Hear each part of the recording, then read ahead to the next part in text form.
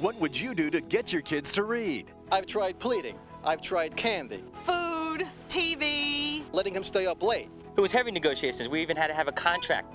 Now you don't have to bargain or plead to get your kids to read. Just give them Sports Illustrated for Kids. Here's why. It's exciting, so they're excited to read it. Sports Illustrated for Kids is a fun magazine. He's always reading and always asking us questions. We have found Mark blooming with reading. Kids love everything from the puzzles and posters to the sports stars, mazes, and games. I like the trivia math questions because it helps me on my math skills. I like Hot Shots because it tells about kid athletes. They're excited to turn the page because of the fact that they can read about their hero as well as children their age. Fun Facts No and Tell is what Mark will use to stump Dad. I like Buzz Beamer a lot because he's a goof. Sports Illustrated for Kids is more than just fun, it's an education. This opens up avenues to all sorts of educational values. Sportsmanship, Self-esteem. Teamwork. they're learning, they don't even realize it. As a coach, it really helps the kids learn how to play the game. Sports Illustrated for Kids should be in every classroom. Call now and get a year's worth of Sports Illustrated for Kids for 4 monthly installments of $5.99. Save over 20% off the cover price. Your kids will love getting it in the mail with their name on it. He's proud to have his name on. He's proud. He feels like he's a part of something much bigger. Give it to your children or grandchildren today. Our granddaughter is 10 years old, and she insisted that we give her a subscription to Sports Illustrated for Kids because all the kids at school were talking about it. Giving Sports Illustrated for Kids is a gift of learning, a gift for a lifetime. So call now, use your credit card, and discover what millions of parents already know. That Sports Illustrated for Kids is the magazine that your kids will love. Now that Mark is reading, I can't get him to stop reading. My son is reading now because of Sports Illustrated for Kids. We think reading is #1 in importance, and this is an easy way to start that process. Sports Illustrated for Kids is an awesome magazine.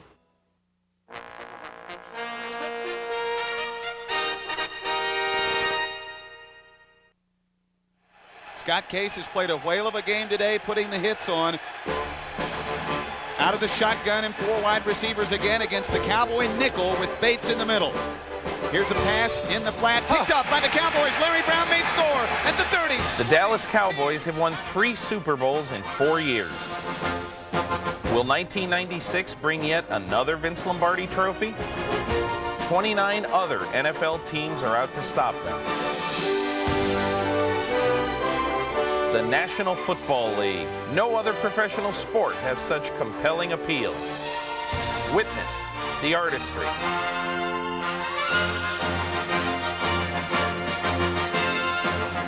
the intensity,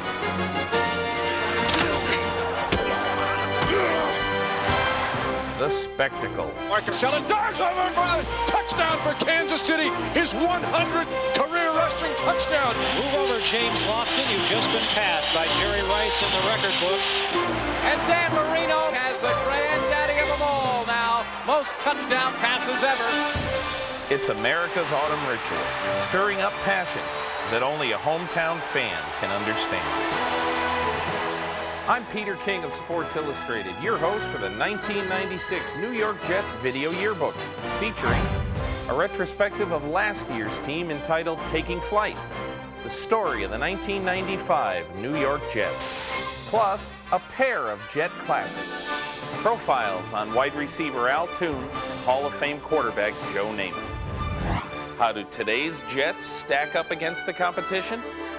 Let's take a look at the 1996 New York Jets Video Yearbook.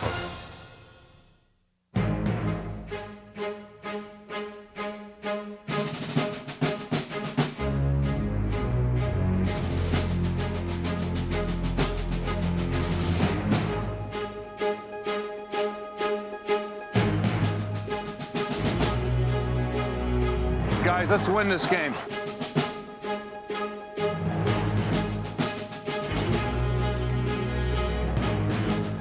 Come on, let's go!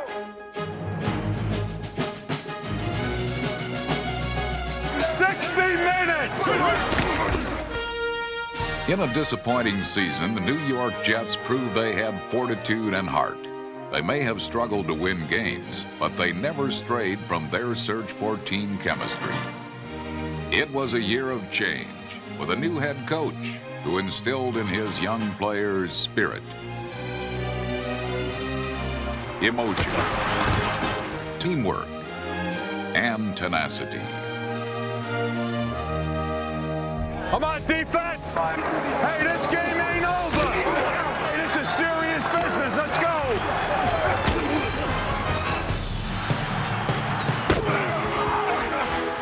Hey! Get him to play now. Let's go!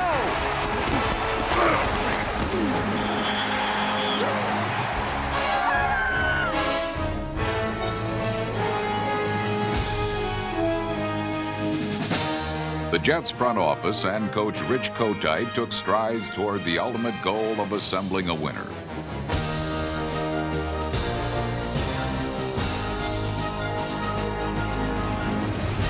That commitment to winning starts with the nucleus of young and promising talent, but it doesn't stop there. The Jets have revamped and reinforced their offense with seasoned veterans, proven winners, and future stars. After taking many steps toward improving themselves, now it is time for the New York Jets to take flight.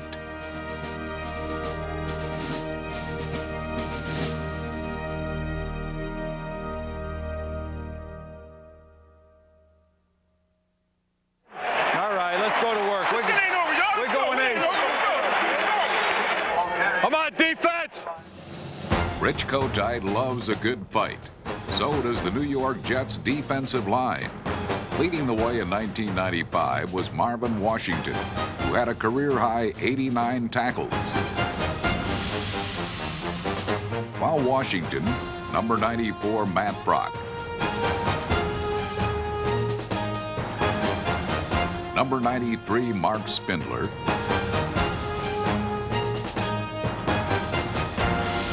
number 66 Donald Evans, and number 74 Eric Howard are all capable, proven veterans.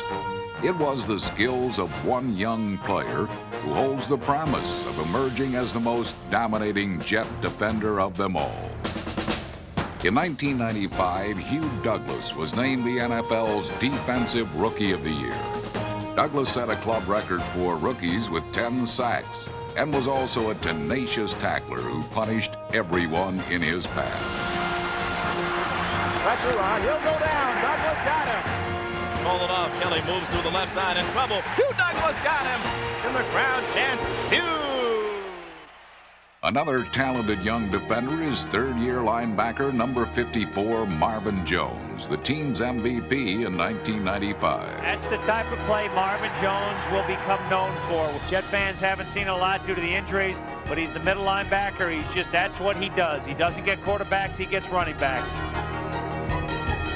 Number 55, Bobby Houston, was another physical presence on a defense that didn't quit, fighting all season long.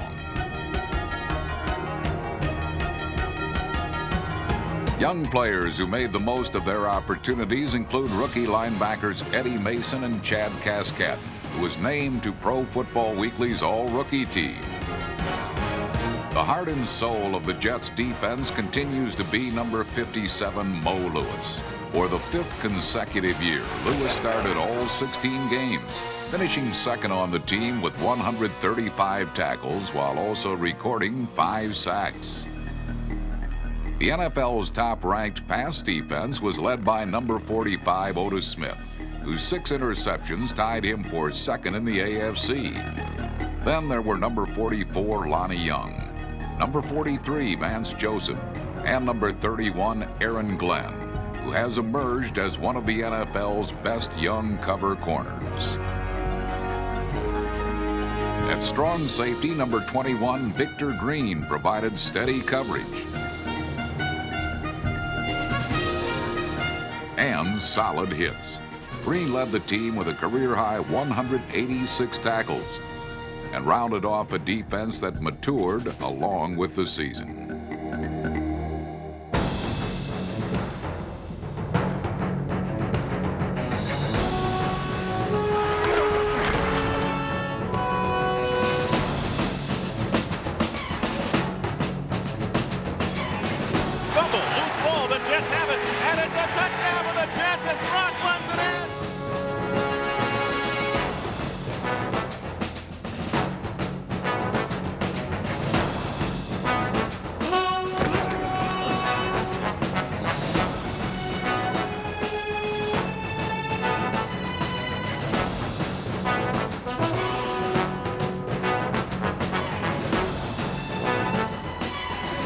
Jackson in the pocket. Plenty of time. Throws down the middle, and it's intercepted.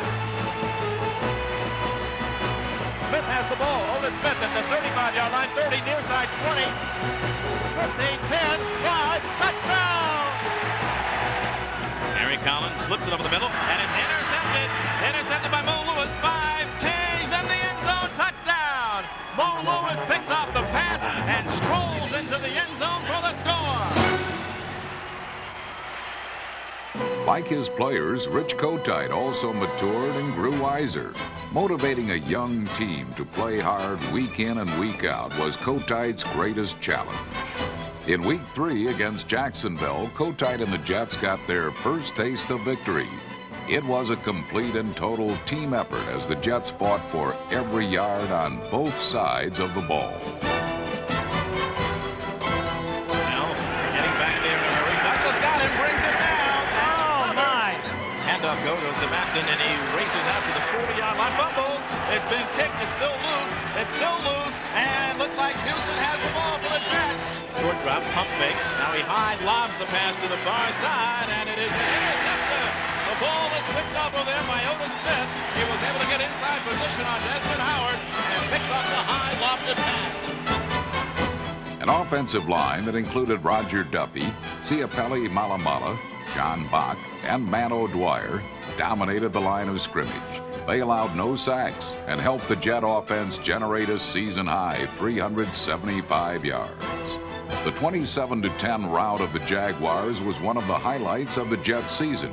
But if there was one victory that highlighted New York's overall improvement in 1995, it was their Week 8 encounter against the Dolphins. The Jets had lost to the Dolphins by 38 points on opening day, but the rematch was a totally different ballgame, thanks in part to the efforts of punter Brian Hansen and the punt coverage of Kyle Clifton and Chad Cascadden. Despite some spirited special teams play, the Jets trailed by 9 at the half. But in the final 30 minutes, this young team illustrated just how far they had come in the first 8 weeks.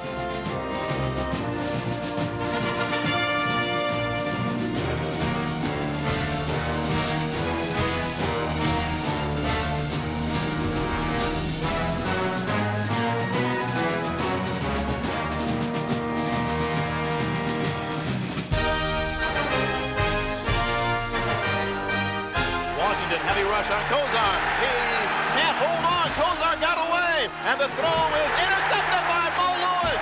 Lewis intercepts the ball, and the Jets have it at the 25-yard line. Here is Kozar, slings it left, and it's intercepted by Vance Joseph. He comes back, 20, 30, 40-yard line, 50, 45, and out of bounds. Vance Joseph makes the big defensive play we were talking about. Kozar in trouble. He throws a wobbly short pass, intercepted. Intercepted by Victor Green at the 35-yard line. And the Jets have it back. The 3 second-half interceptions by the league's #1 pass defense gave New York a measure of revenge against the Dolphins. It also sparked hope in a young club that had begun to play with chemistry and poise. In 1995, the story of the Jets offense was potential rather than points. Into the end zone with the throw. Catch, touchdown, Brady. 1995's first-round draft pick, tight end Kyle Brady, proved his worth. This rookie took his licks, kept his composure, and assured that he will be an important part in the Jets' offensive scheme for years to come.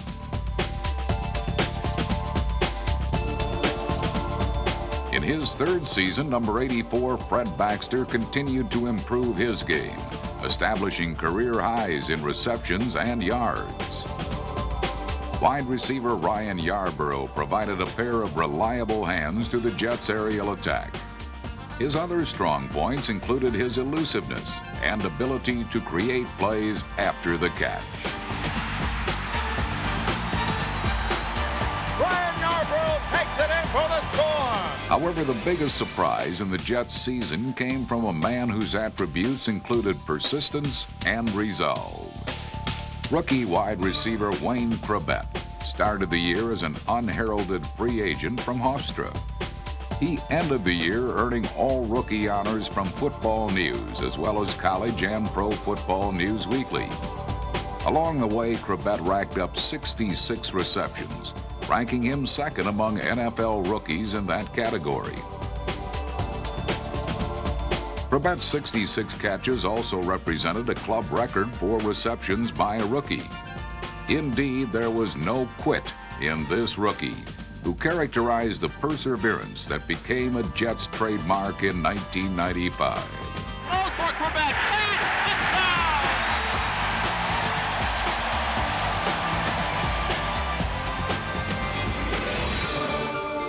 In a year when the Jets took a look at a lot of young players, quarterback Glenn Foley displayed his potential. Although he did suffer some growing pains, dislocating a shoulder in Week 10, Foley will return as a reserve quarterback. The Jets' running game, which hosts 4 talented backs, was dramatically improved by the emergence of number 29, Adrian Morrell. Once a backup, Morrell became an impact player for the Jets. He is only the 4th running back in Jets history to lead the team in both rushing and receiving. And he ranked 8th in the AFC with a total output of 1,260 yards. Heavy rushes on. Boomer moving a little bit to his left, fires deep down the near side. It's caught by Morrell. He's at the 15 and tackled from behind. Looking to the end zone, throws on the run. Caught by Morrell. He is in there for a touchdown. Yes!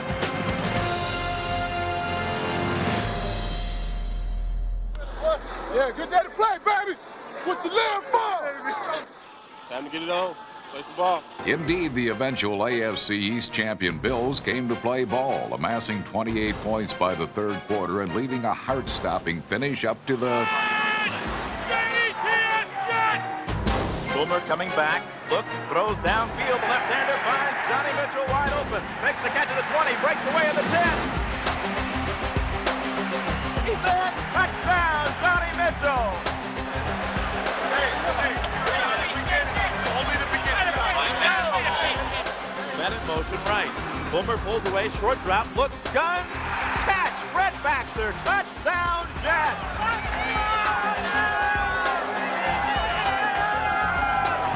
Jets trailing 28-20. Only need 99 yards and plus a 2-point conversion if they get a touchdown to tie the game. Boomer back, looks, throws right side wide open, and Wilson makes the catch at the 39-yard line. But did he was unable to get out of bounds. The clock continues to run. 10 seconds to go in the game. 3 receivers to the right side. Boomer going back to pass on 3rd and 12. He arches a high spinning pass near side, and it is deflected, caught, and touchdown! Unbelievable! Touchdown, Jets. Morrell caught the deflected ball. Unbelievable. Morrell's got it now. They're 2 points down. They obviously have to go for 2. No time on the clock. Play fake. Boomer looks in the end zone, throws, incomplete, knocked away. And the game ends on that play. After suffering their toughest loss in '95, New York looked toward the following Sunday to reverse their misfortunes. They did just that, but like so much of the Jets season, it wasn't easy. Running to the right, cuts back, he's across the 45, fumbled, and the Jets have the ball, and it's Aaron Glenn. Glenn coming to the near side, now reverses his field, comes back again, 50-yard line, cuts back again, goes around one of the officials to the far side of the field, got a block from Lewis, cuts back again, he's at the 50-yard line. Coming to this side, 45-40, he's at the 35, he loses a man, and now he goes down. First and goal to go from the 2. Hand up, Morrell running to the right side, center step, dives, and he's in. Touchdown! Adrian Morrell scores, and the Jets... The special teams delivered as the foot of Don Silvestri kept the Seahawks' backs to the wall. And the NFL's leading kick returner, Ron Carpenter, gave New York great field position. Nick Lowry, the NFL's 3rd all-time leading scorer, gave the Jets their first road win of the year. The Jets had come far in 1995. But there was still plenty of room for improvement. During the offseason, the Jets made a number of very strong moves that reaffirmed their dedication to producing a winner. The biggest transaction of all came with the signing of free agent quarterback Neil O'Donnell. I see the commitment the Jets are making right now. It's a major jump, and I'm really excited to be here. I came back to New York because it's a great challenge and a great opportunity. If you could win in New York, you could win anywhere. Neil O'Donnell has demonstrated that he can produce victories. He owns the third highest winning percentage among active quarterbacks. Only Steve Young and Troy Aikman rank higher.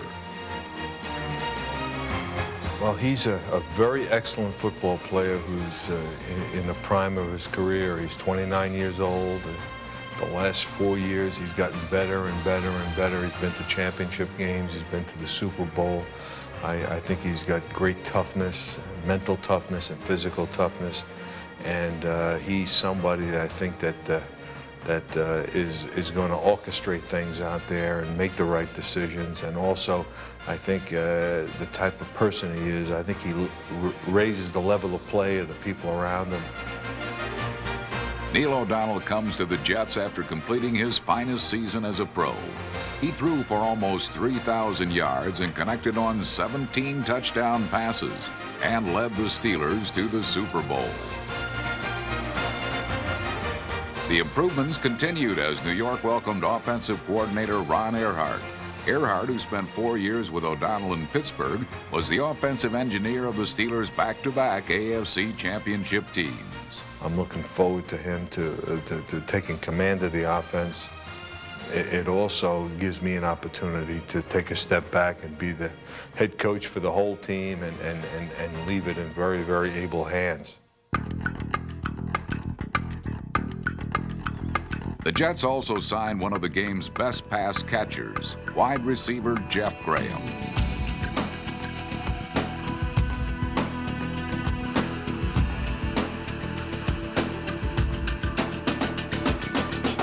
Graham comes in with a wealth of experience and talent. In 1995, he snared 82 receptions for a total of 1,301 yards. Jeff Graham also adds familiarity to Erhardt's offensive scheme, as he played in Pittsburgh for 3 seasons alongside O'Donnell.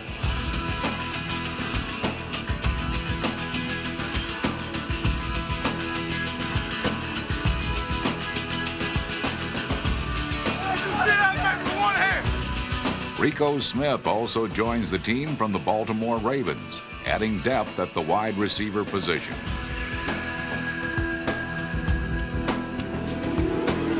To protect their investment in O'Donnell, the Jets beefed up their offensive line with talented veteran tackles Jumbo Elliott and David Williams.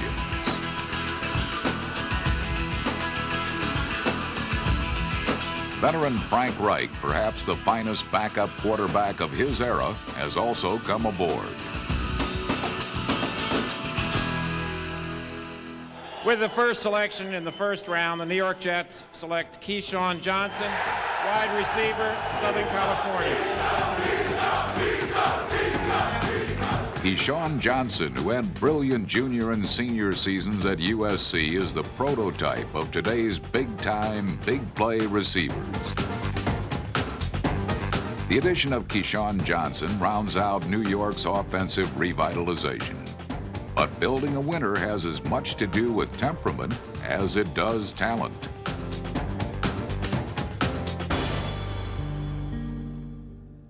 When you're faced with adversity, you can do one of two things. You can get stronger or you go the other way. I think that our football team certainly learned a lot last year, and I think they have a resolve for this season. Also, I think with the additions we've made through free agency, I think everybody's excited that we have, in fact, improved the football team. Let's go! Let's go! Let's go! 60 minutes! Hey, 60 minutes! Let's go, babe! Rich Kotite has reason to be excited about his young defense that is learning to win. Grabbed by Otis Smith. He breaks the tackle of Wright, and he's back to the 10 and 15. Laterals the ball, gives it off to Glenn. Glenn breaks away to the 30 and tackled at the 35-yard line. He has talented players that are now playing as one unit. A defense that plays with emotion, passion, and spirit.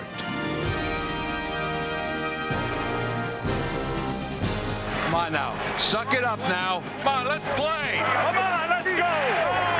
Oh, no! What happened? Guy came clean? Hey, come on, babe. Killing us now. Let's relax.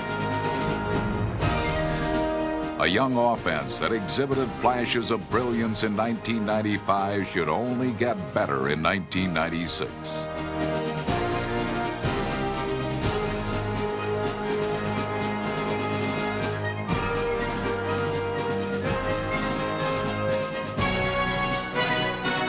The elements of a winner are being assembled in New York.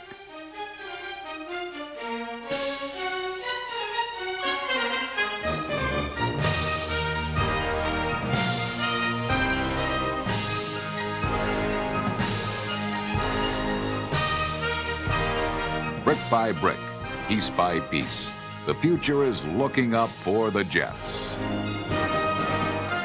Well, I think you're going to see a very competitive team that plays very hard. Hey, ain't no big fucking deal. You come back and run the thing. Don't worry. Come on. If you can't get it. That's what this game's all about, babe. I'm excited because we do have a lot of good young players on the football team, and who knows, but I think we're going to be a much stronger football team. Come on, defense! Get you going! Come on now. Let's say, hey. This is serious business. 1995 was a year of growth, a year where Jet players learned that through adversity, true character is revealed. A year where young players received the opportunity to play and prove that they had more than just potential.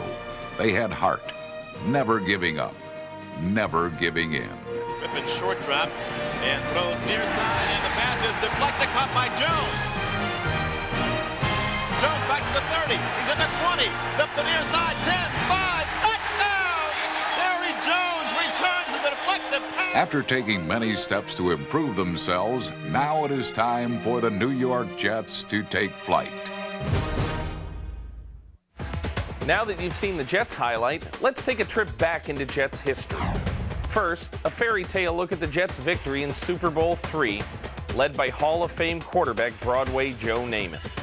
Next, we'll return to 1986, when the Jets' aerial attack boasted a graceful and gifted wide receiver named Al Toon.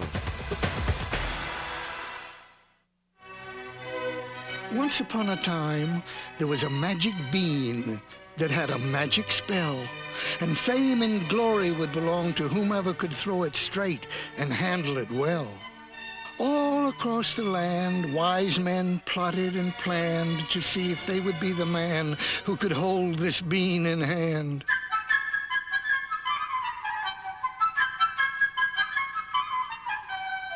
But alas, it was such a difficult task that no solution could be found. So they dashed it and smashed it in anger on the ground. Now, far, far away in a kingdom on the coast, there was a little prince who made a mighty boast. "I'll throw that bean," he said, "and straight I'll make it go."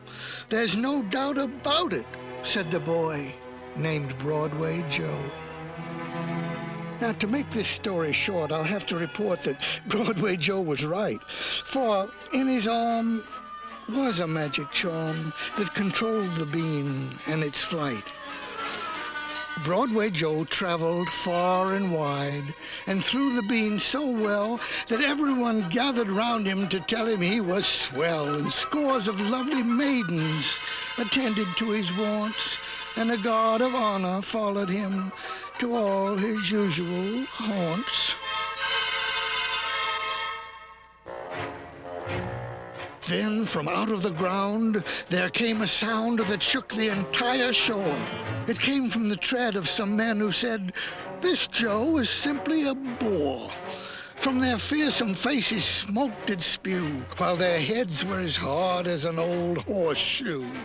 They were rough and tough and worked all day in the sun. They were cranky and cruel and spoiled other people's fun. But Joe's days were filled with smiles and zest, and he turned to these villains and said with a jest, "If I happen to meet you guys someday, it'll be best for you to get out of my way. "What's that?" growled those men who were terribly gruff. "How can you say such ridiculous stuff? We'll meet you in battle and steal your bean, then use it ourselves to be nasty and mean." And so it came to pass, in a big round castle way down in the south, that these merciless men came to take the bean and shut Joey's mouth. The castle was filled with faces familiar and faces stranger, but all of them knew that Joe was in danger. So they gathered together, put their hands on their breast, and sincerely wished him their very best. But Broadway Joe needed luck of more than one kind, because suddenly trouble came from in front and then from behind. They gave him such a knock on the crown that he forgot his bean and left it on the ground. The meanies in blue grabbed the thing and turned it over to their old wizard king.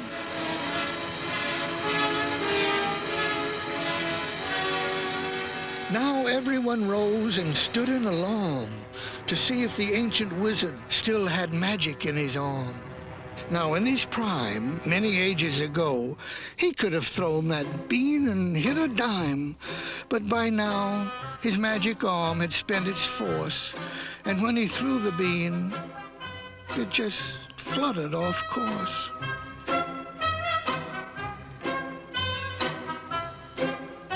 The wizard's men looked solemn and tragic, and sadly they spoke. "This bean's not magic. It's a fraud, a joke. Give it back to the kid. If it obeys his command, we'll admit defeat and crown him king of the land." But the bean was magic, and everyone knew it, and watched in amazement whenever Joe threw it. He hopped and popped and swung with a swish, and the bean obeyed his every wish.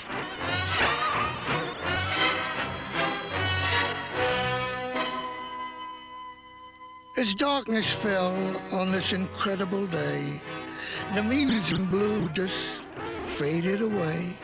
And everyone cheered for Broadway Joe, for he had put on such a spectacular show.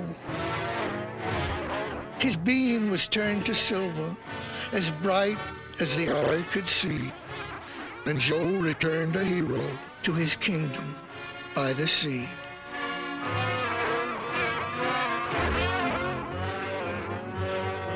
The end.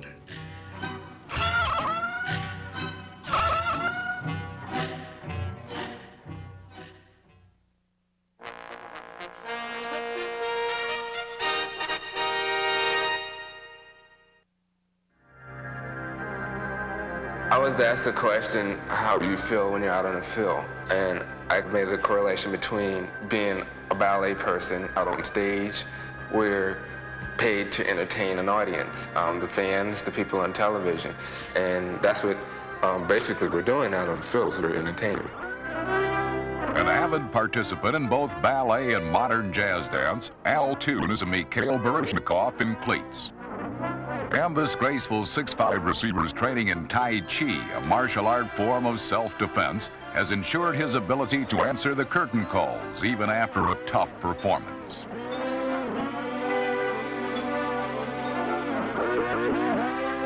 Tai Chi and ballet help you to learn body awareness, where you are in relation to space. You know, that's kind of abstract, but that's what they teach you. My goal is to put the ball into the end zone. And to do that, you have to be able to move around, to avoid people, to take some shots and slip away from them. He breaks free, he breaks all the way to the 50, to the 40, to the 30, he's to the 20, the 15, the 10, touchdown! In 1985, his rookie season, Toon eluded defenders for 46 catches. And this year, the nimble giant leads the entire NFL with 39. I think my strongest asset is having the ability to move around on the field as a small person would. You know, most tall guys don't have the do what guys do, but I've worked on that a lot.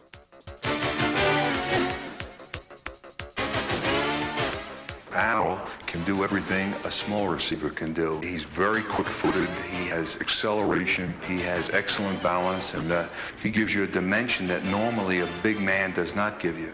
He certainly, in his second year in the NFL, has done some excellent things, and it just goes to show you that probably we've just scratched the surface without him. A tower of talent. Al Toon is earning rave reviews on stages across the NFL.